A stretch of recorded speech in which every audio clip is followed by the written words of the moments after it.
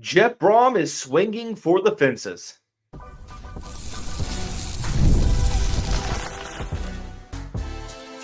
You are Locked On Louisville, your daily podcast on the Louisville Cardinals. Part of the Locked On Podcast Network, your team every day. Card Nation, what's going on, everyone? Welcome into this Monday edition of the Locked On Louisville podcast. I'm your host, Dalton Pence. This is my fifth year covering the University of Louisville, third year hosting this show, and I want to take the time to personally thank you all for making us your first listen of the day. Just a reminder, Locked On Louisville, free and available on all streaming services 5 days a week, your team every day. This episode is brought to you by Monarch Money. Take control of your finances with Monarch Money. Use the code LOCKEDONCollege at monarchmoney.com for 50% off of your first year. Over the weekend, Louisville landed a commitment from Oklahoma tight end transfer Davon Mitchell. The high upside player could be a game changer for Jeff Brohm's offense. I'll explain why coming up here shortly. We'll also conduct the two-part Monday mailbag, 3 questions about men's basketball, 3 surrounding football. Overall, just some great talk coming up on this Monday edition of the show. We'll begin with football. Over the past couple of weeks, Louisville has continued to add players to next year's roster to get things as close to complete as the Cardinals can. They've added some pretty solid depth pieces, but over the weekend, they added Oklahoma tight end transfer Davon Mitchell. And I am a huge fan of this commitment for Jeff Brohm's program. I think that he has extremely high upside and he can be a potential game changer. A little bit more on Davon Mitchell, 6'3", 259-pound tight end. Spent 1 season at Oklahoma last year. He reclassified from the 2025 class, where he was a 5-star, to the 2024 class, and ended up being ranked, according to the 24/7 Sports Composite, as the 154th best player. That's really good for a reclassification. 11th best tight end, 14th best player in the state of California. Spent some of his high school career in Texas, the rest in California. So he's battle-tested playing against really good competition. Under Armour All-American. Just a fantastic player. Spent 1 year at Oklahoma and has 4 years of eligibility remaining to play for the Cardinals. This is a swing for the fences from Jeff Brohm, and I think that this could be one that is one of those low-risk, extremely high-reward type additions. A couple things here. We have to address the concerns. If Davon Mitchell was such a great talent, then why did he not see the field in his first season in Norman? Well, if you go based upon what Brent Venables said, according to Oklahoma's Sports Illustrated page, I'm going to read to you a couple of the quotes here, and I think it's going to shed some light. Brent Venables says, when Davon got here, Davon will be the first to tell you it took him a little while to transition. I've been in a locker room for a long time, so I kind of know what this looks like, but having great focus wasn't something that he had in the spring when he first got here. And it was just timeliness, showing up with the right clothes on, being on time, turning in assignments, just all the stuff that a lot of young kids do when they go to college. Nothing malicious, great young man, but he couldn't get out of his own way, and he's decided to lock in and focus here since school started. He's been down on the scout team with us, and everything has been completely and totally different. First reaction to this is it's awesome to hear that he's turned things around. Now, whether or not Oklahoma pushed him to go to the portal in this spring, I don't know. I'm not going to sit here and act like I do know. But it seemed like this was expected from Oklahoma side. And to hear that his freshman year didn't really go to plan, I mean, I'm not going to sit here and write the kid off, because not only did he reclassify, but you also have to understand that, like, these are years where people continue to mature and develop. And I mean, I didn't have it all together at 17, 18, 19 years old. I mean, I made mistakes. There was a lot of growing up I had to do on my end, a lot of maturing that just comes with life experiences. So I'm going to sit here and look at what Brent Venables said and say, you know what? It sucks that he wasn't able to put it together year one, but I'm hoping that he's going to be able to down the road. And that's the one thing is that it seems like the person that's going to prevent Davon Mitchell from potentially reaching his ceiling is indeed Davon Mitchell. So it's encouraging to see, to hear that he was able to start turning things around this spring. Shows you that he's growing up a little bit, right? So now he decides to transfer to Louisville, where at 6'3", 260 pounds, he is a walking mismatch. You lose Jamari Johnson, and what better way to replace Jamari than by going out and getting a guy who has some of that same level of physicality, in the same category of this guy is way too large of a human being to be moving this well. And that's sort of the story here with Davon Mitchell. You kind of watch his last year of high school film, and he actually played both ways. Was an edge rusher too. And according to Greg Biggins, national recruiting analyst at 24/7 Sports, he goes out and says he was also a dominant edge rusher when used on defense and would be a legitimate top 24/7 prospect. So that just goes to show you how elite physicality this guy has. And then you look at him as a pass catcher. You have that combination of strength and athleticism. I think the underrated aspect of his game is the yards after catch potential, solid catch radius. He does a good job of high pointing the football. There's that old saying that says, too quick to be guarded by opposing linebackers, but too large to be guarded by opposing defensive backs. And that's sort of the same mentality that you're faced with here with Davon Mitchell.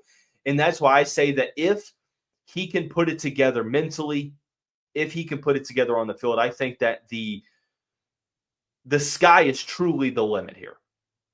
We've been waiting for Jeff Brohm's offense to have that dynamic tight end, and it looked like we were going to get that with Jamari Johnson. He ends up going to the portal after getting hurt halfway through the season. Really tough situation, but now you're looking to replace that. And the Cardinals currently, they took a total of 3 tight ends in this spring portal window. They've got 7 on the roster. And that's been the other question as to how you're going to find playing time for all these guys. And the short answer is you're not. Not every one of these players is going to see playing time. That's just the reality. You're going to see some 2 tight end sets. You're going to see players playing other positions. You're going to see some redshirt candidates. But overall, with Mitchell, I think he immediately becomes the player in this room with the highest potential. 4 years of eligibility, whether he gets things to click this year or he plays a rotational role or he's just a scout team guy that is ending up making a impact in 2026. I think that it's to be determined, but the talent is evident. It jumps off the page. The main question here is how do you sort of you'll sift through this tight end room, because you got C.J. Jacobson from Utah, Jacob Stewart from San Jose State. You've got Grant Hauser, Jaleel Skinner, Dylan Mesman, Nate Kariski. With no disrespect intended for anyone in this tight end room, I still think that you're looking for answers. Like, you're looking to add the best possible players, and you don't really need too many starters across the board here for the team. It's more so just adding the best player available and adding depth to positions that you feel like might need it. I think that Grant Hauser, true freshman, is a prime redshirt candidate. Dylan Mesman has spent spring ball injured. Nate Kariski has been a multiple-year contributor. Jaleel Skinner didn't really play much last year, went to the portal, took his name out, had a good spring game, but I think he's more that, more of a receiving tight end. Maybe an H-back, more of the large wide receiver build. Jacob Stewart, new to the tight end position after being a quarterback coming out of high school, and CJ Jacobson doesn't have one catch in his career. So you might have the numbers, but I'm 100% okay here with Jeff Brohm going out and saying, you know what, we're going to give our offense every option at tight end to look at to try to find the best 3 to 4 and have those guys step up and stand out.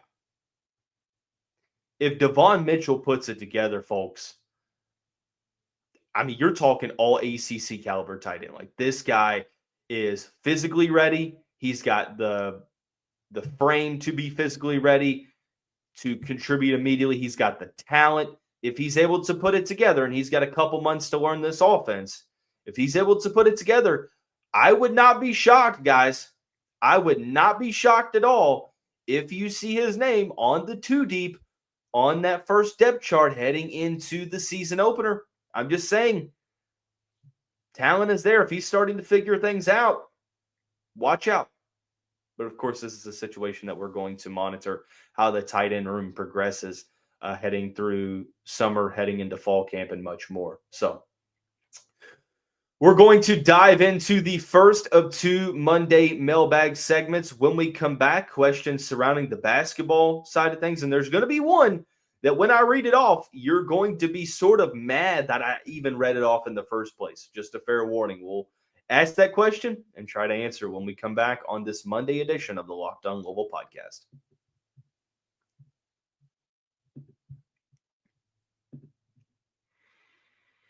But first, I want to take the time to tell you about our friends over at Supply House. Get the supplies you need from the site made for the skilled trades. That's Supply House. Whether you're in plumbing, HVAC, or electrical work, Supply House is the reliable way to order products online. Their easy-to-use website is packed with helpful resources and the latest product info to help you get the job done right.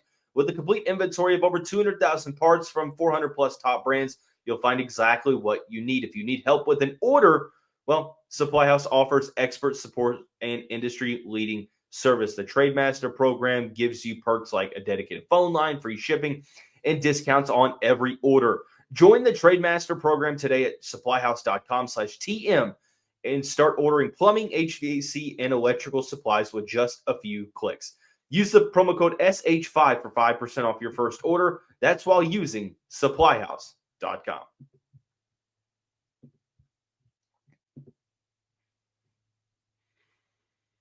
And as always, I want to take the time to thank you all for making us your first listen of the day. Just a reminder, the Locked On Louisville podcast, free and available on all streaming services 5 days a week. Your team every day. Beginning with the first of 2 Monday mailbag segments, we have a pretty intriguing question that made me think for a little longer than mailbag questions usually do.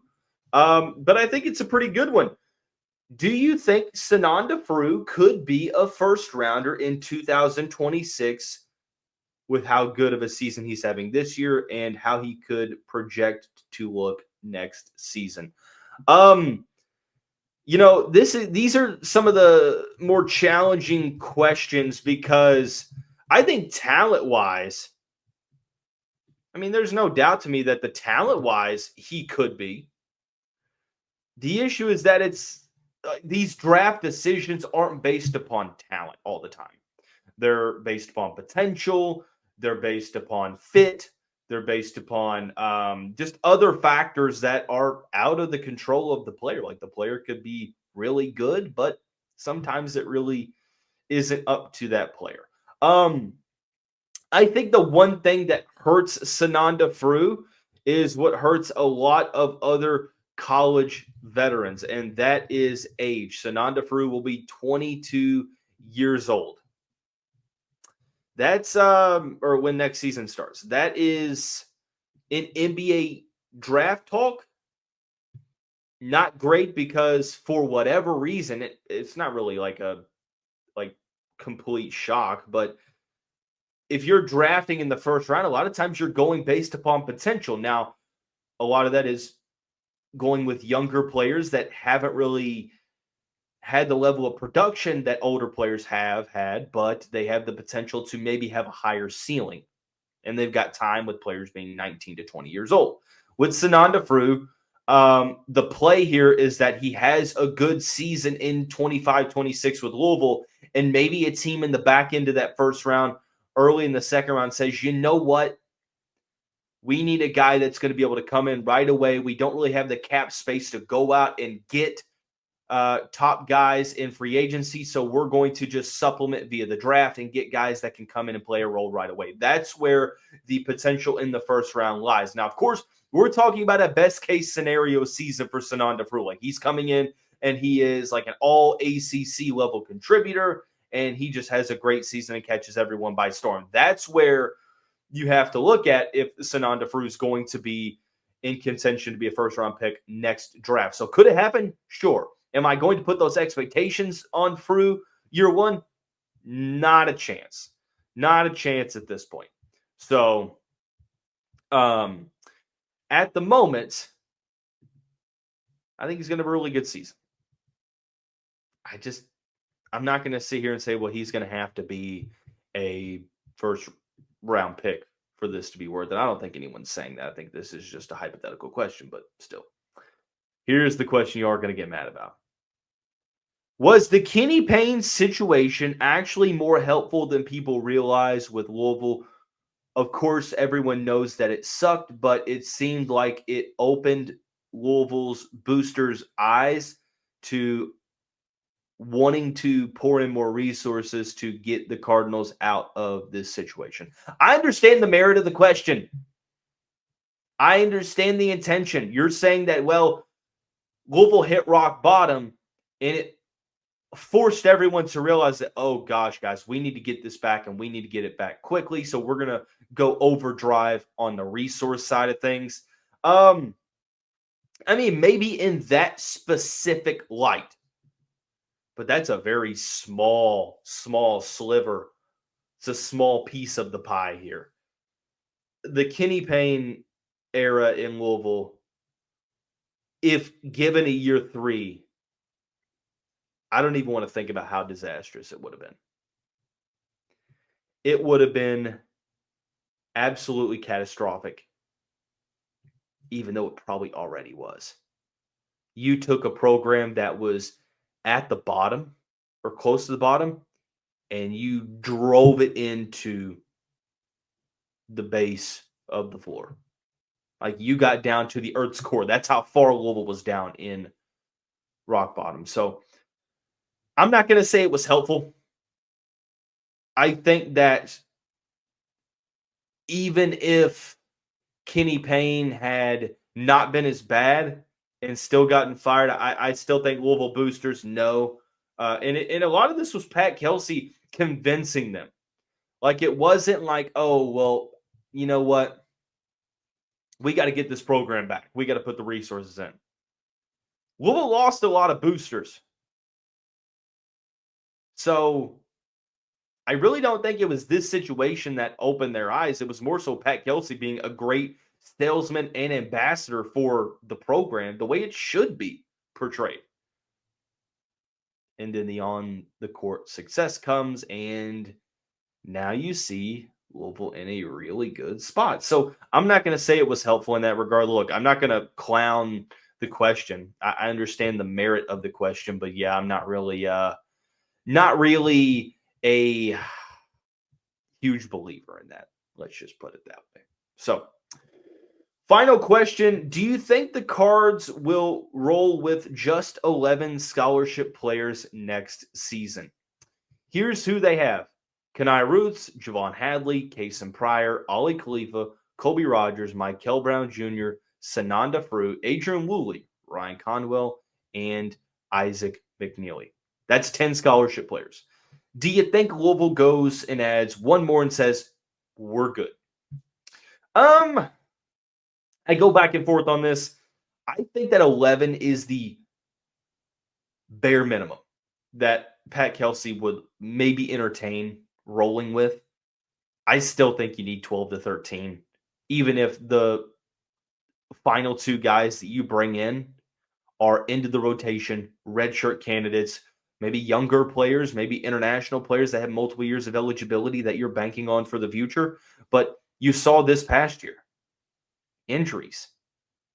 Now, I know that Ali Khalifa and Kobe Rogers were redshirting, but Kason Pryor went down. Corin Johnson went down. Abubakar Traore. Like, the last thing you want is for that to happen again, and you can't really play your system the way you want it because you don't have the bodies in the room. Injuries happen all the time. I think going into the season with just 11 scholarship players, when you have the opportunity to bring in 15, I think it's kind of lackluster roster management because you saw what happened last year. Even if those 12 and 13 guys don't play, and if you stay healthy, that's great. But you can't really bank on that to start out with, even though the 10 players you're bringing in, I think, are all going to play, have the talent and ability to play. But losing James Scott, I think you definitely add one more player. And after that, add two more. Even if they sit on your bench, you at least potentially have them for next year. So that's going to wrap up the basketball side of the questions. We'll get into the football side when we come back on this Monday edition of the Locked On Louisville podcast.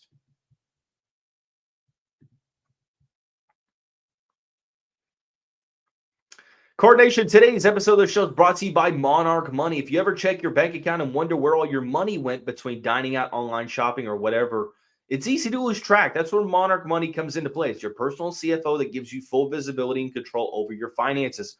Monarch Money isn't just a budgeting app. It's a complete financial command center where you can track all your accounts, investments, and spending in one place. So you just stop managing your money and start building wealth. If you're managing money with your partner, well, now it becomes smoother than ever. You can track shared and personal accounts, set goals, and stay on the same page without the stress. Take control of your finances with Monarch Money. Use the code LOCKEDONCollege at monarchmoney.com for 50% off your first year. That's monarchmoney.com with the code LOCKEDONCollege for half off of your first year.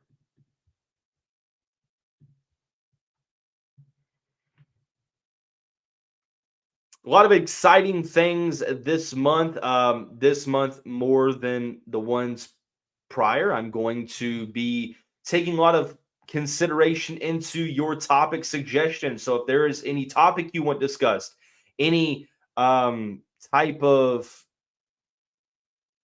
different ranking or lists or countdowns or previews, let me know in the comments below. Obviously, some news is slowing down because we're just at that point in the year, May 5th, where you're not getting a ton of significant news. So be sure to drop your suggestions in the comments below. Also going to try to figure some things out with this flag. It is a very thin material, so ironing it can very well destroy it. Did my best to throw it in the dryer, but you can still see kind of the wrinkles. We're going to get things figured out so it looks a little bit better. Thanks for your patience on that. But continuing on through the mailbag onto the football side of things, predict Louisville's record this year as of early May. And of course, this is about the football side of things. I said the expectation last week is to win 9 games with the potential to do much more than that. I think that you have, do I call it somewhat of an easier schedule? I would say it's easier in the sense of there's no Notre Dame, even though you probably should have beat Notre Dame this past year if you hadn't spotted them 21 points, basically. But you have Clemson at home. You do have to go at Miami. You'd have to go at SMU. I mean, I think that Louisville is going to go, I'm going to say 10-2. I'm going to be a little bit more optimistic here. I'm going to say that they win all of their non-conference games, Eastern Kentucky, James Madison, Bowling Green, and Kentucky. I think they beat Pittsburgh. I think they beat Virginia and Boston College. That puts you at 6 wins. I think they'll beat California. That puts you at 7. I think they'll beat Virginia Tech. That puts you at 8. And then you have to win 2 of 3 against Clemson, SMU, and Miami. I just don't really believe in Miami with Carson Beck, and I think that Louisville's going to be better prepared for SMU. So I'm going to go with 10-2 here is going to be my official way too early prediction before kind of doing a little bit more research into the teams that the Cardinals will be playing against. So, who is your favorite incoming transfer not named Miller Moss? That's a tough one because Louisville has 30 incoming transfers this season. Gosh, I there's a couple guys that I want to go with here. Carter Gilliam from Illinois State, the local offensive lineman. He's a player that I thought about throwing in there. Nair Jackson, Mac Pounders. I'm going to go with Clev Lubin from Coastal Carolina, edge rusher that's going to be relied upon to be one of the go-to guys on the outside. I think that he's going to be as good as advertised this season. And with no Ashton Gelati, with no Mason Riger, with some other players going, I think that Clev Lubin and Adonijah Green, along with Wesley Bailey, that could be a pretty imposing trio of pass rushers there that, Lubin is probably my top guy. If you made me go on the offensive side, I'm going to say Davon Mitchell. Recency bias, sure, but I buy into the talent. I think that the talent's there. If he's able to put it together, I mean, you're talking about an all-conference tight end, maybe an all-country tight end with the talent he has. So, should I be worried about the Cardinals' defense after having Ashton Gelati, Quincy Riley, and others, and having a mid defense last year? Somebody putting mid in there. That's kind of funny. I mean, I just don't know. And I feel like I've talked about this before. I feel like I've had conversations about this. Until you see otherwise, I just don't know how you could go in and have a ton of confidence in the Cardinals defense. It's not really the personnel. It's the scheme. How many times last year did you see Louisville's defense just get completely diced up? How many times were they unprepared?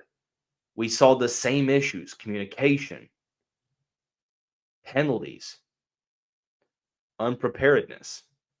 I looked to the SMU game last year where they were completely caught off guard by the up-tempo offense that SMU famously runs with Rhett Lashley. Louisville just didn't have an answer. Didn't even seem like they knew they were going up-tempo and hurry-up offense.